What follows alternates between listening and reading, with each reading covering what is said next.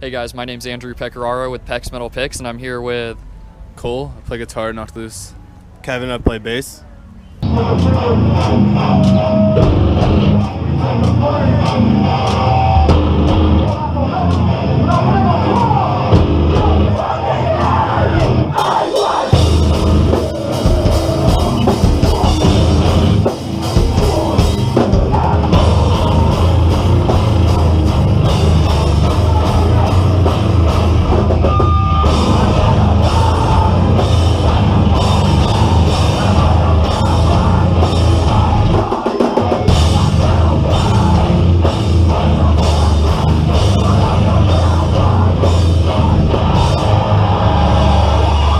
All right, guys, so jumping into the first question, you have absolutely blown up with the release of Laugh Tracks and the last couple tours that you've been on. What has that experience been like for you guys? It's been a pretty surreal. We've gotten to tour with like a lot of bands that we looked up to for a while and like listened to, and it's just been awesome. Like the feedback has just been great, like overwhelming. It's been awesome. On the tour that you guys did with the Acacia Strain, Vincent basically said in an interview that he did that he saw you guys play and basically handpicked you guys to go out on tour with him. What was that process like, and how was it being on a huge tour like that? Definitely. Okay. Yeah. Definitely weird. I know, like, he handpicked us from a show that we played with him, or with Acacia Strain in Indianapolis, like, years ago, and we kind of like mess around with him, like, oh, what are you guys doing next year? Yeah, let's tour, blah, blah, blah, and then got an offer for it. So it was crazy to see that we got an offer from, like, the Acacia Strain, because it was, like, a band that we definitely all listened to early in high school and stuff, and, like, pushed us to do, like, a band, kind of like a heavy band, so it was sick. Yeah. Did you have anything you wanted to say, Cole? No, that's basically All right. it, yeah. So jumping into Laugh Tracks a little bit, what is the overall theme of that album, and kind of just give us a little bit of background about the lyrics and, you know, what's going on there? I'd say the overall theme is just like trying to be like the heaviest fucking album possible. Like, I didn't really, like, Brian, our singer, writes all the lyrics, so I can't really talk about the lyrics much, but music-wise, Kevin probably said the same thing. Like, we just tried to make like the heaviest album possible. Like, Very dark. Yeah, very dark. Like, just try to write like the best riffs, like heaviest riffs, you know. Just, Yeah. like, All right, so I know a lot of my questions had to do with lyric stuff, but let's jump into the instrument side of things. Where did the inspiration for that kind of sound come from? Because Knocked Loose does sound really unique and a lot different than what a lot of bands are doing these days. A lot of the sound came from Will Putney helping out a lot. He had a lot of, like, stuff at his disposal to kind of help us get a tone that we really wanted. We wanted it to sound huge and just, like, big and, like, surround the CD itself. So going in, we were kind of like, we told him, and he picked out what he thought would sound the best for it, and just kind of like went with it, and it ended up, we love it. I don't think there's anything that we would change about it, like, sound wise, and it's great. Like, I love what we got on it. So What was the writing process like? I mean, some bands, one person writes all of it. Some bands, they all get together and do it. How did you guys come up with the whole thing? pretty much started Isaac's Garage. We all got together. First time we had all been together in a room just writing, throwing out riffs at each other or ideas. And then I know Cole came along and helped with, like, the very first song, OP, had a lot of ideas for it. And then pretty much from there, sat in Isaac's Garage days on end, just bouncing riffs off of each other and, you know, sweating. So it's a team effort. Yeah, You it's guys yeah, all do it. definitely. It's a group effort. Like, lots of bands like will have one. Yeah, lots of bands will have one guy write the whole record, which is nothing wrong with that.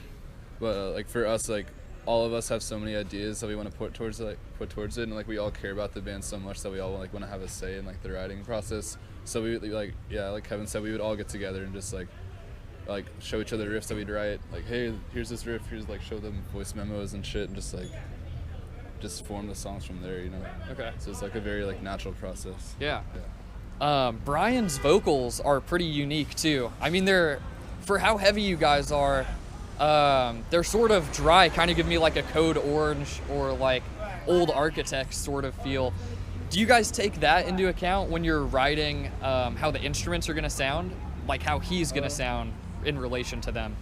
I mean, I don't really think so. Yeah. Honestly, no. Like, I know Brian said it to other people who asked him about it. He's just yelling at the top of his lungs, pretty much. Just him yelling like he'd be yelling at a little brother or something. Yeah.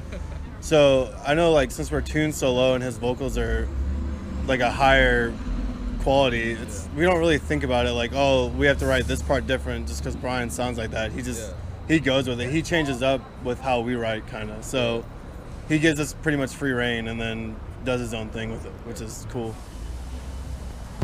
So we talked a little bit about Oblivion's Peak already. That's one of your guys' biggest songs in terms of views on YouTube and stuff. I'm kind of curious if any of your songs, I have that one specifically in mind, sort of have like a backstory. You know, if any of them come from like personal experiences, either from Brian or from any of you guys in life. Oh yeah, Oblivion's Peak was actually about our friend. He was in a fraternity and they kicked Okay. him out for being homosexual. Oh, really? So yeah, that's a song about that, and just how how fraternities can be like homosexual, and just like saying like fuck you to like people who are like that, like homophobic people, and just saying like fuck you to homophobia. That's basically what the song's about. So yeah. I know for My Heroes was a thing that Brian came up with whenever Prince passed away. And he had the idea of a lot of people always see a huge celebrity or something as like a best friend whenever they pass away. So he wrote My Heroes about someone passing away, like a big celebrity, and like people lose their mind about it because I think it was like a family member or something. So Criticizing how people do that, right? yeah, like no one will usually talk about these celebrities or something until they pass away, and they're like, oh no, like my favorite person, Yeah, kind and of thing. How people like treat celebrities as like gods and stuff, and like the last song, like all my heroes went to hell, is like all your heroes are just humans, like they're imperfect humans, you know, they're all like going to hell, stuff like. Yeah. It's basically like the whole theme of it. So I know we said we'd kind of stay away from theme type of stuff, but I have Billy No Mates, right? That song in mind, as that's one where I really got a strong sense of the theme from, where the character is off of drugs, but he still feels like he made the mistake because it's affecting his friendships and he was judging his friends.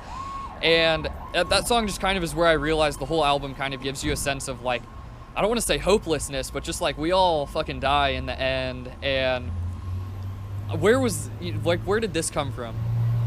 I think Brian's right there. You want to jump in, right? You want to answer a question?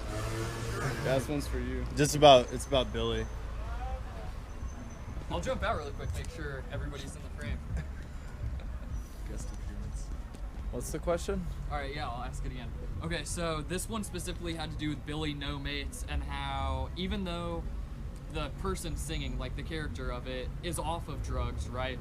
He still feels like he made a bad decision because it's ruined his friendships and he's judging his friends, and in the end kind of realized that everybody dies. So I just kind of got like a feeling of hopelessness from that song, where it's just like we're all equal in the end, that type of thing. Yeah. Could you expand on? Yeah, that's pretty much it. What I was doing is when I wrote All My Friends on our first release ever, it was like a very time and place thing. I had like just recently graduated high school. All the friends that you think you're gonna have forever start to go their own ways. They start to do their own things. And I was very like bitter and childish about that. I blamed everybody else but myself. But I mean, like I changed. I went through my own shit. I went my own ways. So Billy is kind of like just kind of retouching on that subject now that I'm like old enough to look back on it, and like maybe they didn't push me away, maybe I pushed them away. Like it's not all them, it's me too, and like the shit that I hated them for, like I'm guilty of. You know what I mean? Like Yeah. Long story short, that's basically it. Yeah. Well, while I have you here, I might just ask like 2 more questions that just have to do with the theme, since we covered some instrumental stuff. One of them has to do with just the overall theme of the album and how the the character at the end actually kills himself. And then the album ends with the laugh tracks playing. Could you talk about like just the laugh tracks and the overall theme? And Well, I would say that the record doesn't have a consistent theme. I would just say that it more so follows just the things that I've gone through since the last time we released a record. Everything that I write is very time and place, and it's very like personal, like from my perspective. I try not to write from somebody else's shoes because I don't know how they feel, you know what I mean? Yeah. It wouldn't necessarily have a consistent theme. It's just different things that I felt necessary on touching base on when it comes to that. Like the song Laugh Tracks is very much about how people can listen to music and not understand the message or not pay attention to the message, or like sometimes forget how important the message is. Like if somebody's in a band, they should do it with conviction, and they should have something that they're trying to get across that they end up being proud of. Like not just talking nonsense. And I talk in circles when it comes to that song because it's very wide open. It's left for the listener's interpretation. But yeah, that's basically it. Okay, not in terms of just like a single theme, but one of the feelings that I got from the album was sort of a backlash against society and what people expect from you, and basically just advocating being your own person no matter what other people think. Yeah, I would agree with that. I don't know if I did it intentionally, but it did kind of come out that way. Ever since we started playing bigger shows and we were lucky enough to play in front of more people and like the attention came, like I just wasn't used to it. I'm a very like quiet person, so it was like it was very weird to have people know as much as they know about me, whether it be like me talking in an interview and saying things that I wouldn't normally say in conversation, blah blah blah. So like it is very much I don't know what I'm trying to say, but you get it. Like, Yeah, I get it. But it's very reflecting of my own personality. All right. I looked you guys, I mean, obviously I knew you guys, but I specifically wanted to know how old you guys all are, because I don't think there's a Wikipedia page that says, so I'm kind of curious how old everybody in the band is. I'm 23. He's 24. Well, I turned 24 in like like a week or something. So Okay. He's 19. Our other guitar player's 19, and our drummer's 21. That's pretty wild, because a lot of the songs have to do with like tombstones and graves and stuff like that. And you guys are so young to be talking about like dying already. Yeah, Yeah. kind of weird, if you put it that way, I guess. All right. So me and Kevin, before we actually started filming this, we're talking about being from Kentucky and the scene that you guys have over there, and you know, going on tour with Acacia Strain, and basically just what is it like being from Kentucky with that scene, and how did it influence your guys' music? I think that it helped us a lot when we started touring, because Kentucky is such a small music scene. It's very close knit. Everybody knows everybody, and everybody has to like work hard in order to maintain it. Like if you're not promoting your friends' shows, then nobody will be there. If your friends aren't promoting your shows, then nobody will be there. Everybody works to have what we have, and we're very, very proud of it. So when it came to touring, we kind of took that same mindset, like we're gonna work, we're gonna promote, we're gonna play every city that we can.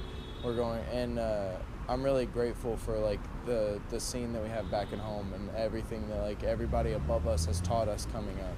I also feel like a part of it is Kentucky doesn't get a bunch of huge shows, so whenever a show does pop up in Louisville, whether it be a band from, you know, Indiana or Tennessee, somewhere close by, people will promote it like crazy, just so like, because it's a show, people get to go and like hear music. So I love being from Kentucky. I love the scene. I love everybody in the scene. So it's great. I just love it. So. All right, cool. I only have a couple more questions. These will be sort of on the more fun side.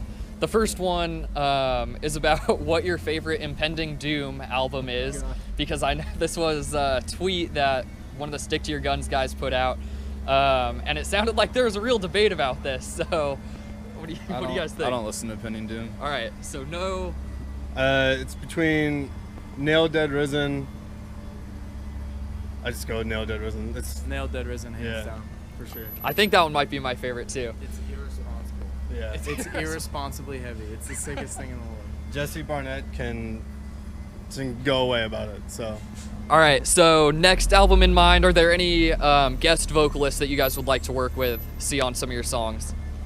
We have a ton of lists. We have a ton of people that we would love to work with. It's just a matter of like what works. Like every time like a Any part, names?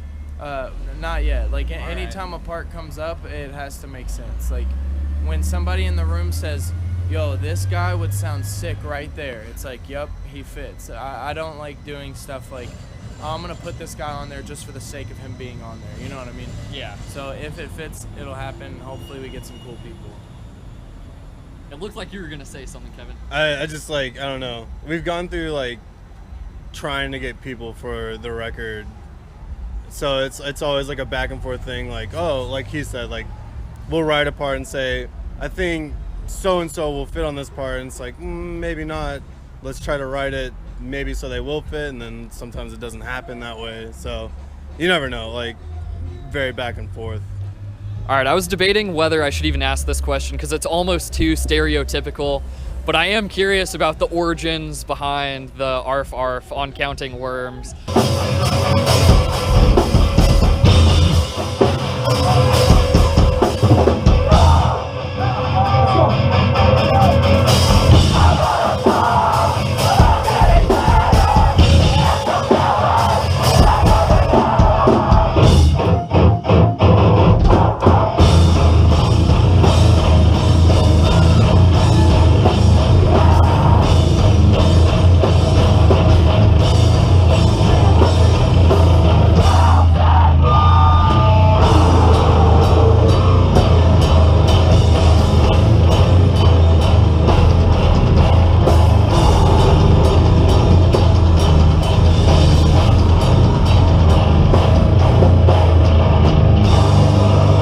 I know this like turned into memes and everything, but I'm curious where the idea for that came from compared to other bands who would do like a standard like black or like fuck or just something like that. I just thought that it would be hard. Yeah. Like that's it. I just thought that it would be cool, and I did it not knowing that it would turn into what it turned into at all. The internet has ruined it. The internet ruined The it? internet ruined the bark bark. Yeah. Unfortunately. The internet recently has just ruined a lot of things anyways, so Yeah. I mean, I thought it was pretty badass because it is so different than what other people are doing, and yeah, it does go hard as fuck. It reached a ton of people, and we're definitely grateful for that. I mean, like the singer of Between the Buried and Me like made a video of his dog barking to it. So like it definitely like went above and beyond our expectations, and we're definitely grateful for that. I was didn't just expect barking. I just wanted to sound like an idiot. Thought that it was cool. So. All right, so really closing in on the end here. Oh shoot, I just had this on the top of my head. All right, I'm gonna have to cut this part out. I hardly ever cut anything. Do you know what that had to Shit. do with? Yeah, hold on, let me just think for a second. It was, oh yeah, the poser question.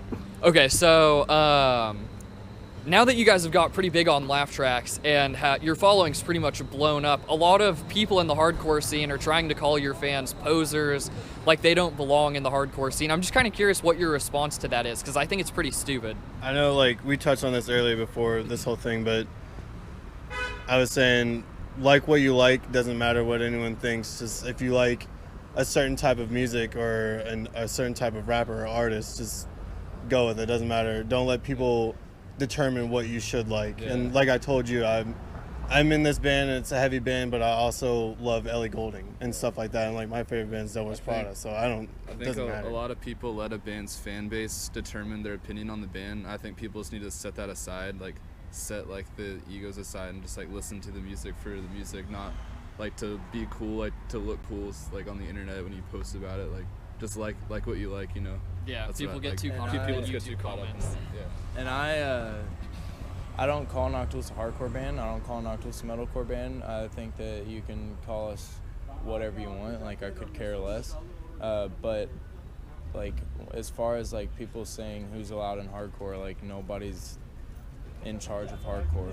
Hardcore is for everybody, and that's how it will always be. And it's just like bitter people that don't want the new kids coming in, but then those guys drop out and the new kids stay, and it's just it's annoying how much people care about subgenres. And I know that we get a lot of backlash for it, but like I don't care. Like we're playing 6 shows. I'm on the sickest tour we've ever done, and we're just gonna keep doing what we do. We're gonna keep touring with metalcore bands. We're gonna keep touring with hardcore bands, and people are gonna say whatever they want.